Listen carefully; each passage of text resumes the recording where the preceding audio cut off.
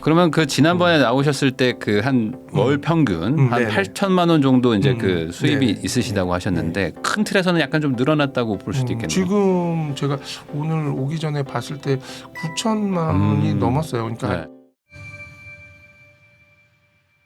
아, 그 사이에 또 월세도 또 많이 또 네. 오르는 상태예요. 물가가 오르면 네. 월세가 올라요.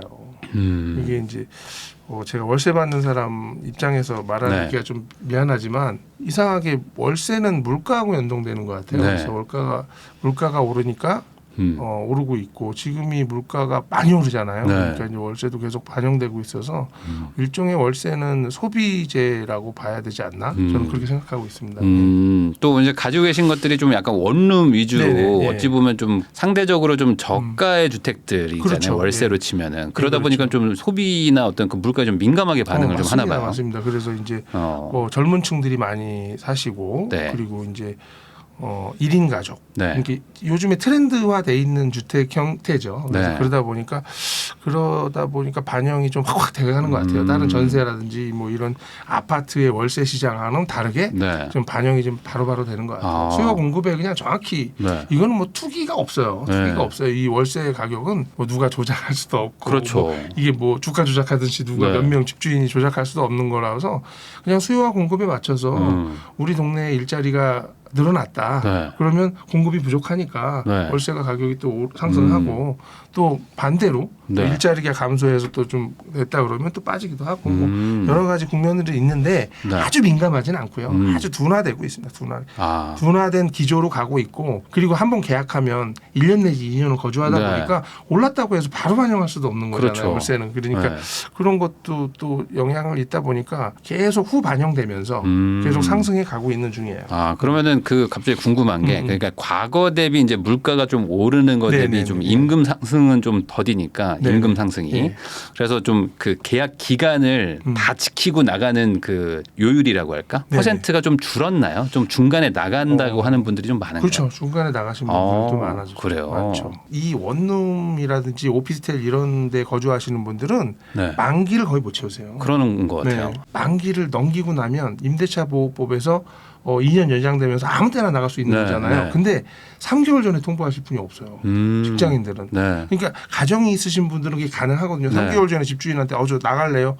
빼주세요. 그럼 빼줘야 되잖아요. 네. 아파트 같은 경우. 근데 네. 원룸은 퇴사해야 나가는 거거든요. 그렇죠. 퇴사를 3개월 전에 쓴 사람은 없는 거예요. 쉽게. 그래서 바로 그러다 나가야 보니까 되니까. 그러다 보니까 3개월 전에 퇴사 사표 내면은 네. 눈치 엄청 볼 거예요. 아마.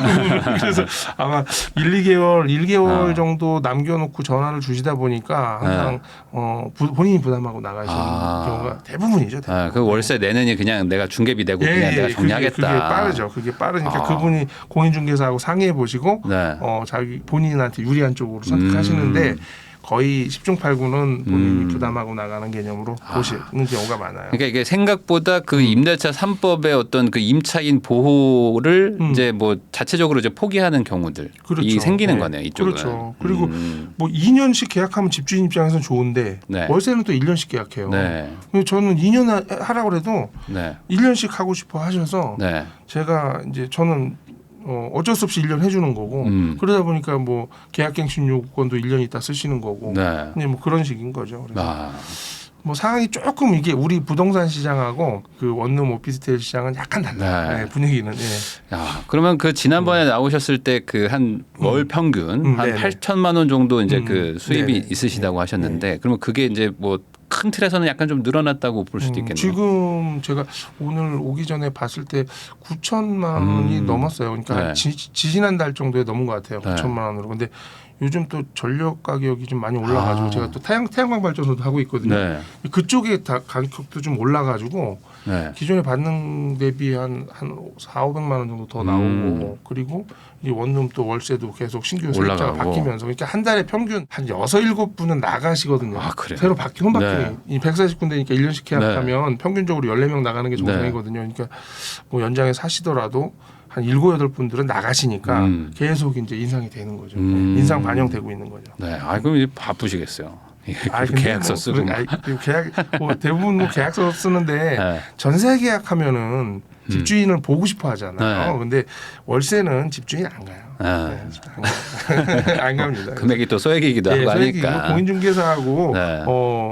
이제 들어오시는 네. 분하고만 계약하지 제가 직접 가지도 않고 네. 또 저 만나면 뭐예요? 법인인데. 그렇죠. 네. 법인이기 때문에 뭐 법인이 사업자 등록에 갈 수가 제가 가도 타인인 거거든요. 어떻게 보면 그래서 별로 그렇게 의미가 없습니다. 예. 네, 아니 그 저번에 이제 출연하시고 나서 그 뭔가 그 우리 시청자분들이 어찌 보면 꿈꾸는 삶일 수도 있거든요. 물론 이게 그 어렵습니다. 이 관리하시는 게 얼마나 힘드시겠어요. 그렇지만 이 월세 받는 삶이라는 것 자체가 어찌 보면 직장인들이 가장 좀 그 워너비의 삶일 수 있는데 그 시작은 사실 어렵잖아요. 그렇죠. 그러다 보니까 이제 첫 시작에 대해서 다시 한번 좀 언급해 주시면 좋을 것 같아요. 좀 짧게 한번 설명해 주시면. 아니 뭐 시작이야 저도 아주 간단하게 뭐 우리가 일반적으로 하듯이 똑같이 아파트 청약 넣어서 당첨되고 그리고 들어가려고 했더니 이자가 너무 비싸서 이렇게 되면 월세 사는 거랑 뭐가 다르냐 그래가지고 차라리 월세를 주고 구주택에 더 살았던 거 그게 살았을까? 이제 대부분 우리 당첨되면 대출 많이 받아서 입주하잖아요. 그리고 드디어 내가 집을 장만했구나 이렇게 생각하는데 그거에서 그냥 한 가지만 바꾼 거예요. 내가 들어가는 것보다는 거기에 적합한 사람한테 세를 주고 대신 월세를 받아야겠다. 그 포인트 하나로 지금 여태까지 이렇게 다른 삶을 살게 되지 않았나? 그게 이제 일종의 터닝 포인트 중에 하나였던 것 같아요. 그러면서 월세 받아 보니까 이 세상에 이거만큼 좋은 게 없는 거예요. 뭐 이런 느낌이에요. 그래서 여러분도 도전하시면 되고 그리고 제가 가는 길은 오래 걸렸잖아요. 근데 여러분들은 또 똑똑하시고 뭐 공부도 많이 하신 분들이고 그리고 제가 또 걸어왔기 때문에 만약에 저처럼 살고 싶으시다 그러면 공부해 보시면 돼요. 그러면 제가 간 속도보다는 2배 빠르게 되지 않을까. 그 생각은 충분히 듭니다.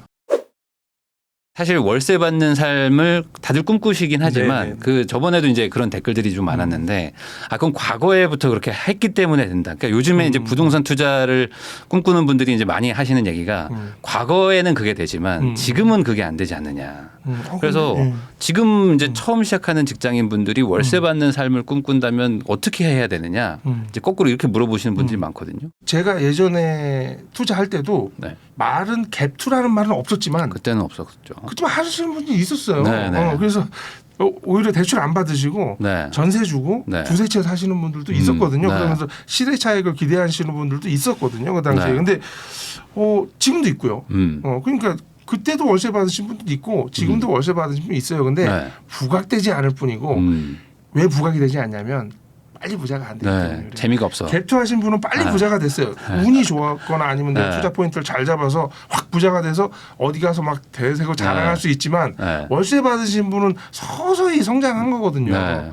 그걸 가지고 어디 가서 나 한 달에 200만 원 나와 월세 이걸 자랑할 게 없잖아요. 그러니까 이제 부각되지 않을 뿐이지 분명히 있습니다. 그리고 대부분 이 자수성가 부자들 이렇게 지켜보시면 뭐 건물 조그만 건물 사셔서 이제 열심히 중소기업 다니셔서 건물 조그만 거 하나 사셔서 운영해 보시고 수익 내시고 매일 거의 건물 청소하시고 이런 부자들 굉장히 많거든요. 다 숨은 고수들이에요. 그런 분들도 있으니까 여러분들 충분히 할 수 있다고 저는 생각이 듭니다. 그러면 지금 처음 하는 분들한테 사실 아까도 방금 말씀하셨지만 이 시세 차익의 길이 있고 월세 수익의 길이 있잖아요. 임대 수익의 길.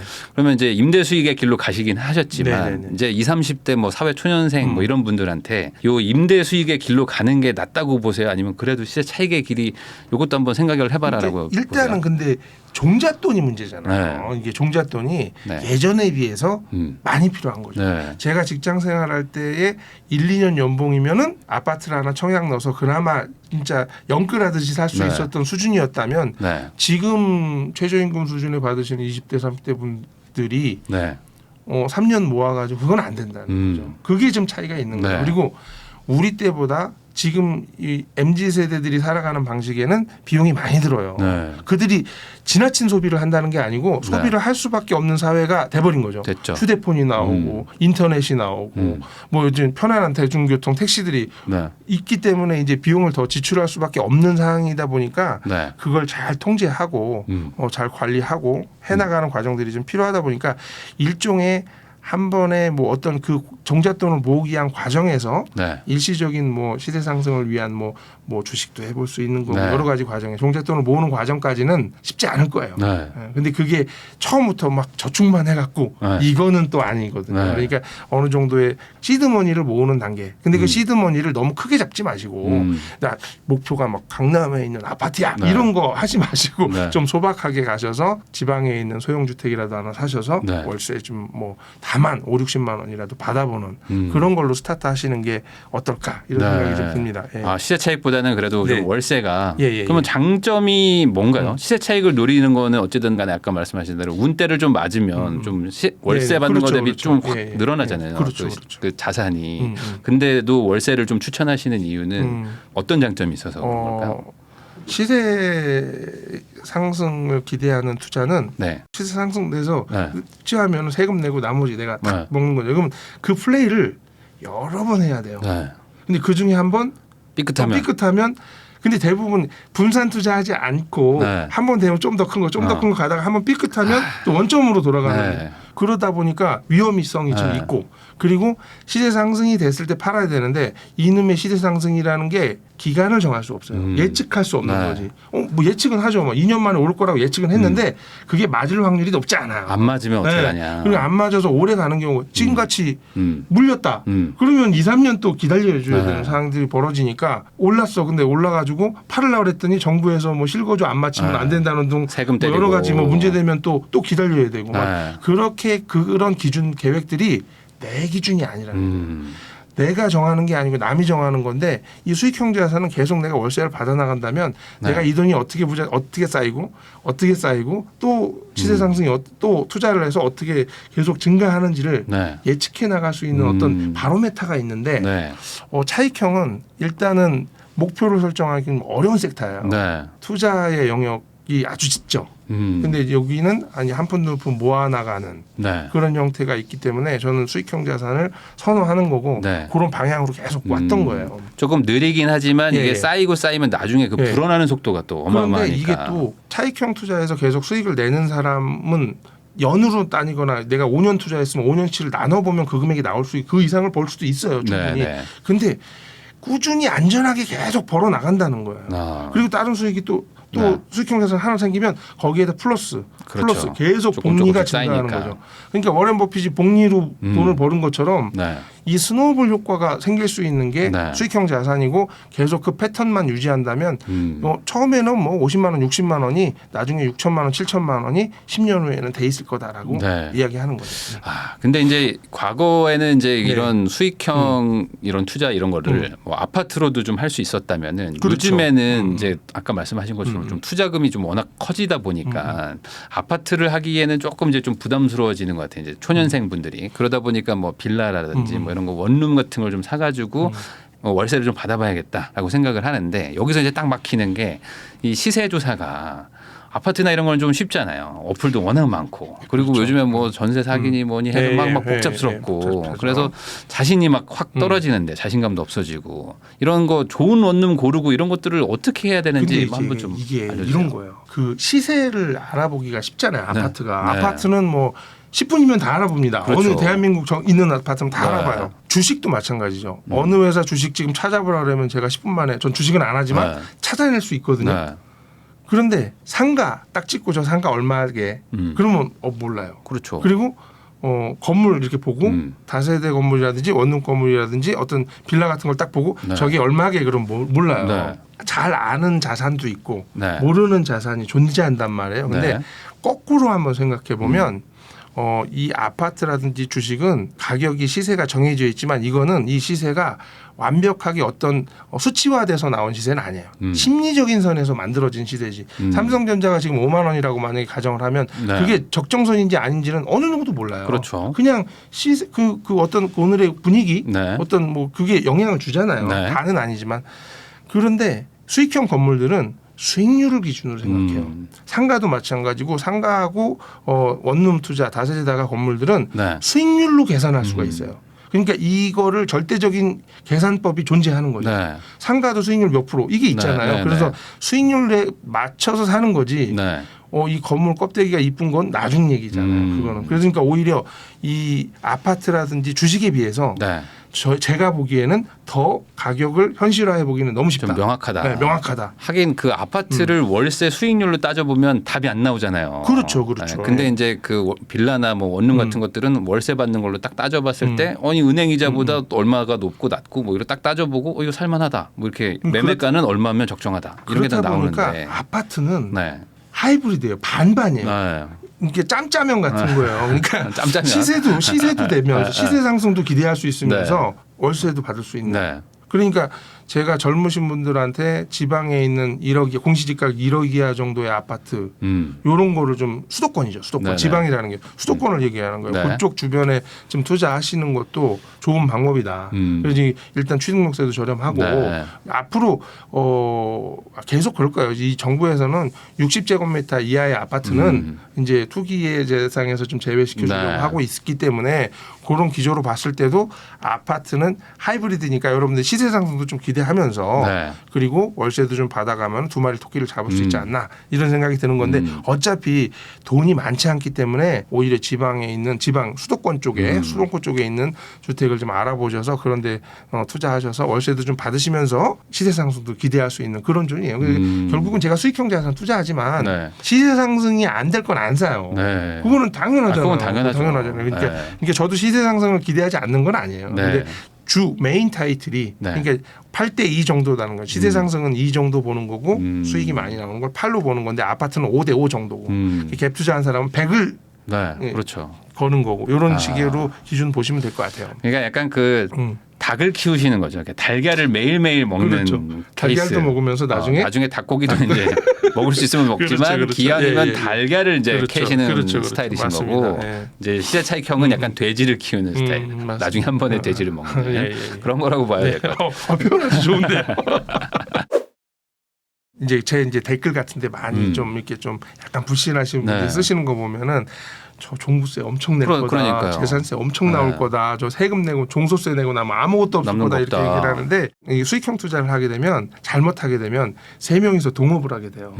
정부랑 정부. 은행이랑 네. 그래서 저랑 해요. 네. 근데 모든 리스크는 제가 하는데 네. 세 명이 돌아가잖아요. 이런 그럴 수도 불상사가 있죠. 벌어져요. 그러다 네. 보니까 공부하셔야 돼요. 공부하셔서 주택임대사업자 제도를 또 활용하시고 그다음에 법인도 활용하실 줄 네. 아셔야 돼요. 그러니까 세금에 대한 탈세를 하는 방법을 배우라는 게 아니고 네. 절세할 수 있는 방법이 어디에 있는지 그리고 어떻게 나누어 가져가고 그리고 종합소득세, 종합부동산세를 적게 내기 위한 방법은 네. 안 내기 위한 방법은 뭔지를 여러분들이 공부해 나가시면 돼요. 그래서 그런 것들을 공부하다 보면 자연스럽게 어떤 쪽의 방향성을 찾는 거죠. 네. 그러다 보니까 제가 수익형 투자를 하는데도 불구하고 네. 상가나 지식산업센터 이런 걸 배제하는 이유 중에 하나가 그거는 소득이 자유로울 수 없거든요. 네. 무조건 계산서 끊어줘야 되니까. 네. 그러다 보니까 이 주택 쪽이 좀 가볍지 않아요. 그래서 주택임대사업자 하면서 이제 운영해 나가고 있는 거죠. 대부분 이제 막 고액 아파트 막 이런 것들에서 뭐 편법으로 뭐 세금 네, 빠져나가고 네, 뭐 이런 네. 것만 생각하시다 보니까 워낙 막 부정적으로 예, 생각하세요. 예, 예. 근데 지금 얘기하는 건 그런 게 아니잖아요. 그렇죠. 소형 예, 아파트, 뭐 소형 주택, 빌라 이런 것들은 여전히 임대사업자 제도가 또 있습니다. 그래서 뭐 법인으로도 임대사업자 할 수 있는 것들도 있고 하니까 그런 것들을 합법적으로 이용해서 하시면 상대적으로 이제 운영을 잘 할 수 있다. 그렇죠. 주택수에서도 빠지고 뭐 이렇게 하시는 거죠. 그래서 법인으로도 하시고 뭐 예. 이제 뭐 개인인데 뭐 임대사업자도 네, 네, 하시면서 합법적인 이제 세금 면제를 받아 가시면서 하시는 그러니까 부자들은 거죠. 네. 뭐 우리 부일라님도 네. 그러시겠지만 처음부터 세금 모르셨어요. 그렇죠. 내다 보니까 알게 네. 되는 거고 내기 싫으니까 공부하는 거잖아요. 세금 내보면 공부하게 돼요. 그렇죠. 내가 맞아 보면 네. 그때 그렇잖아요. 어디 학교에서 네. 친구가 한 대 때려가지고 밤탱이 돼갖고 와. 그 다음부터 네. 엄마 나 태권도장 갈래? 네. 이거잖아요. 네, 그렇죠. 근데 안 내봤기 때문에 네. 지레짐작하고 겁내시는 거예요. 네. 네, 그렇죠. 그런 거죠. 그래서 친구들이 무서운 애들이 때리려고 하면 겁부터 내고 항복하는데 한번 싸워보고 맞아보고 내가 왜 맞았는지 그러면 나를 강하게 만들어야 되잖아. 그럼 공부해야죠. 네, 그러면 얼마든지 비껴나갈 수 있는 방법은 충분히 있다. 그러면 요즘에 또 그런 얘기들 있잖아요. 뭐 인구 감소 이런 얘기들도 막 나오다 보니까 네네네. 기본적으로 이제 좀 양질의 주택이라고 할 수 있는 뭐 아파트 그리고 좀 고가의 아파트 이런 걸 가지고 있으면 네. 상대적으로 좀 마음이 좀 편할 텐데 저렴한 주택들을 가지고 있으면 좀 불안할 수 있잖아요. 이 주택에서 어떤 수요가 좀 밀릴 수가 있으니까 그래서 그런 부분 어떤 뭐 원룸 다세대를 가지고 투자한다는 거에 좀 불안할 수도 있는데 그런 부분에 대해서는 좀 어떻게 생각하세요? 지금 대한민국의 인구가 감소하고 있잖아요. 네. 근데 수도권으로 인구가 지금 몰리고 있죠. 계속 네, 몰리면 더 강해지고 있는데 그래도 감소는 할 것 같아요. 네. 지금은 아니지만 수도권의 인구가 유지되거나 뭐 유지되고 있지만 어쨌든 뭐 조금 있다가 증가하지는 않는데 세대 수는 급속도로 감소하고 있어요. 네. 세대 수는 급속도로 증가하고 네. 있다는 거죠. 결국은 1인 2인 가구의 패턴으로 대한민국은 갈 거예요. 결혼을 안 하고 네네. 못 하고 네. 그리고 뭐 헤어지고 네. 그리고 요즘 결혼해도 혼인 신고 안 하고 네. 그런 사람들 많잖아요. 네. 제 주변에도 결혼하시고 나서 자녀까지 있는데 혼인신고 안 하신 분들도 꽤 있으시더라고요. 근데 사이가 안 좋아서가 아니에요, 절대. 네. 재테크 투자하기 위해서 그렇게 명의 맞는 때문에. 예, 그렇게 하신 분도 많이 있거든요. 네. 근데 결국은 이 수도권 쏠림 현상과 네. 1인 주거의 패턴은 계속 유지될 거다. 그리고 신도시에 1인 주거형 주택을 지을 수 있는 공간이 없어요. 신도시에는. 네. 그게 저는 이제 저 입장에서 굉장히 좋은 거라고 봐요. 그래서 신도시를 만들어지잖아요. 모든 신도시를 만들게 되면 네. 주차 대수를 굉장히 강화하고 있거든요. 네, 네, 그래서 네. 원룸을 못 줘요. 거기에는 못 지고. 그러다 보니까 구도심 쪽 신도시가 아니면 그 옆에 있는 구도심 쪽이 원룸 수요는 굉장히 좋아지고 있고 이제 지을 수가 없어요. 지금 네. 원룸을 못 지고 있고 요즘 또 임대용 기숙사 네. 가 또 나왔잖아요. 네네. 그게 굉장히 핫하거든요. 네. 그래서 지금 법 개정을 모르시는 하나 분들은 해줬더라고요. 모르는데 굉장히 핫한 거거든요. 네. 그래서 저도 그거 지금 알아보고 저희 수강생들하고 같이 지금 또 좀 준비하는 네. 것도 있어요. 네. 굉장히 좀 200제곱미터당 한 대. 네. 그러니까 주차를 거의 20호를 줘야 되거든요. 네. 20호 최소 기준이 20호인데 차는 2대만 되면 돼요. 그러니까 뭐 네. 대신 이제 지금 이제 다중주택자로 반지하 못 짓고 뭐 물난리 나면 안 네. 되니까 반지하는 편의시설만. 그러니까 뭐 식당이라든지 뭐 편의시설은 지하에 놓고 지상에다가는 이제 그런 거 해줄 때 해야 되는데. 이게 네. 금방 없어져요. 네. 금방 없어져요. 그러니까 요게 각 시마다 물론 서울시는 오래 남을 거예요. 여기 인구가 많이 있는 존이니까. 근데 지방 도시 같은 경우는 나오자마자 벌써 뭘 규제해야 될지 규제의 드라이브부터 생각하고 있거든요. 그래서 네.